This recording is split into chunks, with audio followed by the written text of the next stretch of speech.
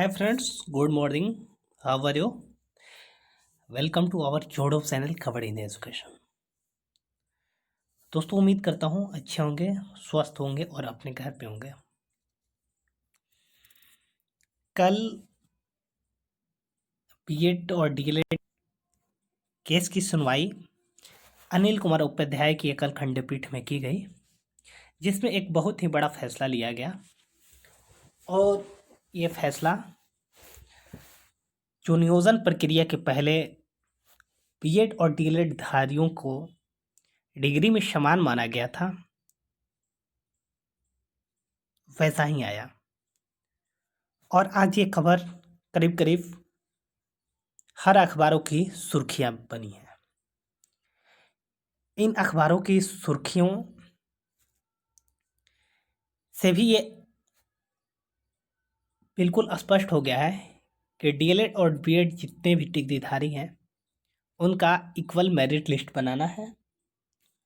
और जो 17/12/2019 को चुपके से अधिकारियों को गुमराह करके या फिर लालच देकर जो लेटर निकलवा लिया गया था उसे रद्द कर दिया गया है। उसके बाद में प्राथमिक शिक्षा निर्देशक डॉक्टर रंजीत कुमार सिंह का स्टेटमेंट आना बाकी था, लेकिन आज के एक अखबार में आप लोग यहाँ पे देख पा रहे होंगे तो उनका स्टेटमेंट भी आ गया है। वो क्या आया है मैं आप लोगों को पूरी तरह से बताऊंगा, लेकिन यहाँ पे जितने भी अखबार का हेडिंग है उसको मैं आपको दिखाऊंगा। और आप अपने स्क्रीन पे जो देख पा रहे होंगे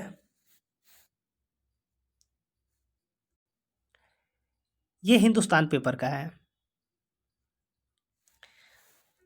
और दूसरा ये जो है वो प्रभात खबर अखबार जो 5 सितंबर 2020 आज सुबह सुबह का न्यूज़ है, तो इसमें थोड़ा डिटेल से दिया हुआ है। तो आइए हम लोग इस पे ही इसको पढ़ते हैं और समझते हैं कि क्या कहा गया है इस खबर में। और साथ ही साथ इसके बाद में हम डॉक्टर रंजीत कुमार सिंह का जो स्टेटमेंट है उसको भी देखेंगे।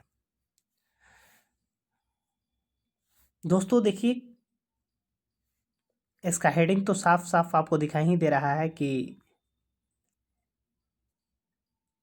अब डीएलएड और बीएड एक समान बनेगी संयुक्त मेरिट लिस्ट।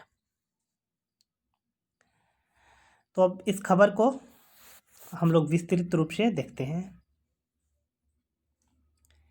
देख लीजिए, खबर इस प्रकार से है कि पटना हाई कोर्ट ने राज्य के प्राइमरी स्कूलों कक्षा 1 से 5 तक में 60,000 से अधिक सहायक शिक्षकों की नियुक्ति के मामले में बुधवार को अहम फैसला दिया है।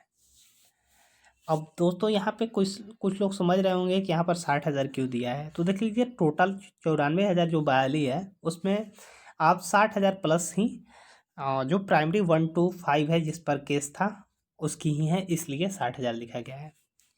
जस्टिस अनिल कुमार उपाध्याय ने डीएलएड और बीएड डिग्री धारियों को एक समान मानते हुए राज्य सरकार को निर्देश दिया है कि दोनों डिग्री धारक अभ्यर्थियों की संयुक्त मेरिट लिस्ट बनाई जाए।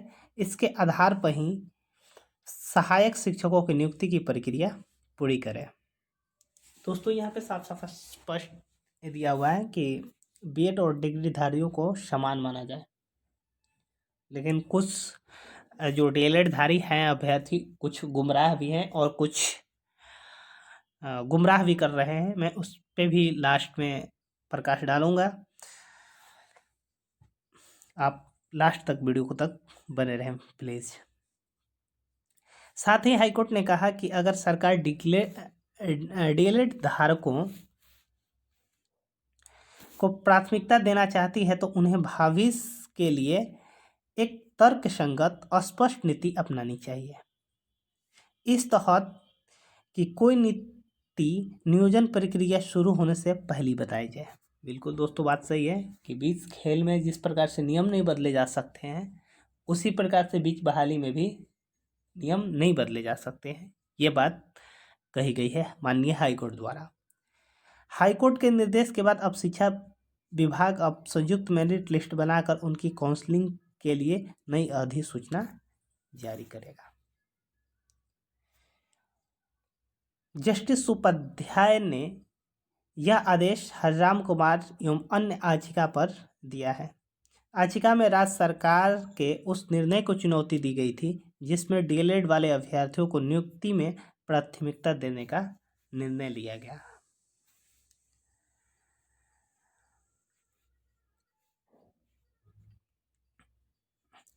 देखिए, अब बीच बीच में कौन कौन से नियम का संशोधन किया गया है उस पर भी एक नज़र हम लोग डाल लेते हैं। नियोजन प्रक्रिया के बीच में नियमों का संशोधन। विधि विशेषज्ञ के मुताबिक हाईकोर्ट ने दो टूक कहा कि सरकार ने शिक्षक नियोजन में प्राथमिकता देने का निर्णय की प्रक्रिया बीच में लिया था, जो उचित नहीं है। दोस्तों, ये अगर राज्य सरकार अगर पहले से ही कर देती तो इससे किसी को आपत्ति नहीं था। नहीं बीएड धारियों को आपत्ति थी, नहीं डीएलएड धारियों को आपत्ति थी, लेकिन बीच में निर्णय लेने की वजह से ये दिक्कत हुई। नतीजा ये हुआ कि 2 साल तक ये बहाली प्रक्रिया फंसी है और अभी भी फंसी है। आगे देखते हैं क्या होगा। इस नियोजन के जारी विज्ञापन में बीच में नई बात जोड़ी नहीं जा सकती है। विज्ञापन के शर्तों में यह संशोधन विधि सम्मत नहीं है। इसके अलावा पटना हाईकोर्ट में नीरज कुमार एक याचिका भी लंबित है, जो सीटेट दिसंबर वाला केस है, उसकी बात यहाँ पे कही जा रही है। इसमें यह तय किया जाना है कि दिसंबर में 18 माह के डीएलएड डिग्री धारकों को मान्य किया जाए या फिर नहीं। तो उसका भी 2-3 दिन में या फिर इस वीक के लास्ट में तो आ ही जाना चाहिए। अब आ जाइए प्राथमिक निर्देशक जो कि डॉक्टर रंजीत कुमार सिंह हैं, वो क्या कह रहे हैं इस पर, थोड़ा उसको भी हम लोग समझ लेते हैं, क्योंकि सबसे ज़्यादा यही महत्वपूर्ण है, क्योंकि यही कहीं ना कहीं इस शिक्षक बहाली के प्रमुख हैं और इतने ये अच्छे आदमी हैं कि हर अप टू डेट छात्रों के साथ शेयर करते हैं।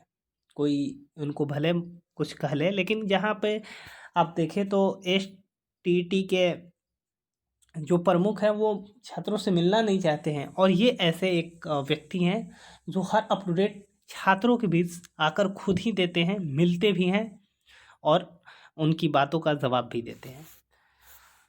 आइए देख लीजिए यहाँ पे इन्होंने क्या क्या है कि प्राथमिक शिक्षा निर्देशक डॉक्टर रंजीत कुमार सिंह ने बताया कि हाई कोर्ट ने डीएलएड में प्राथमिकता देने का निर्णय खारिज कर दिया है। शिक्षा विभाग कोर्ट के आदेश का पालन करेगा। अब बीएड डीएलएड धारक अभ्यर्थी समान होंगे। संयुक्त मेरिट लिस्ट बनाई जाएगी। काउंसलिंग के लिए नई तिथि जल्द ही घोषित कर दी जाएगी। शिक्षा विभाग नियोजन की प्रक्रिया कोर्ट के मार्गदर्शन में पूरा कराया जाएगा। यानी कि रंजीत कुमार सिंह जो कि निर्देशक हैं, इन्होंने साफ साफ कह दिया है कि जो भी कोर्ट का निर्णय आया है हम लोग उस निर्णय को पालन करेंगे और बीएड और डीएलएड धारी जो अभ्यर्थी हैं उनका समान इक्वल मेरिट लिस्ट बनाया जाएगा। तो दोस्तों, एक बहुत बड़ी खबर जो कि एक कहीं ना कहीं सस्पेंस में डाल रहा था कि क्या होगा क्या नहीं होगा। और इनमें से भी कुछ ऐसे भी डीएलएड धारी अभ्यर्थी हैं या फिर कुछ कहें कि चंदा चोर, क्या दोस्तों चंदा चोर, जो अभी भी कहीं ना कहीं डीएलएड वाले जो हमारे अभ्यर्थी हैं, जो हमारे भाई हैं, उनको ये गुमराह करने की कोशिश की जा रही है कि ये जो खेल है राज्य सरकार के पाले में दे दी गई है। राज्य सरकार चाहेगी तो दे सकती है, नहीं भी दे सकती है।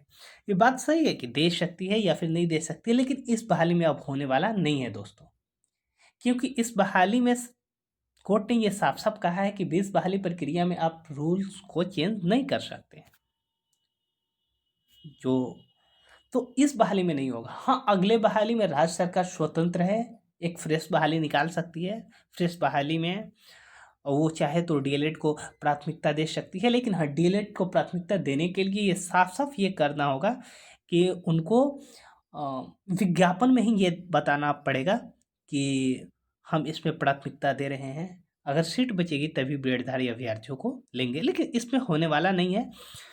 तो इसीलिए दोस्तों आप लोग सावधान रहिए। खासकर बीएड वाले अभ्यर्थियों के लिए एक मेरा सुझाव है कि आप सचिवालय पर पूरा नज़र बनाए रखें, जो भी निगरानी कर रहे हैं वो, क्योंकि फिर कहीं ना कहीं कुछ असामाजिक तत्व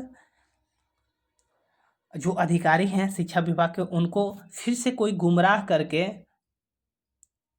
कोई ना कोई लेटर ना निकलवा लें, या फिर कोई ऐसा डिसीजन ना ले लें सचिवालय के थ्रू या फिर किसी अन्य के थ्रू, जिससे सभी अभ्यर्थियों को परेशानी का सामना करना पड़े।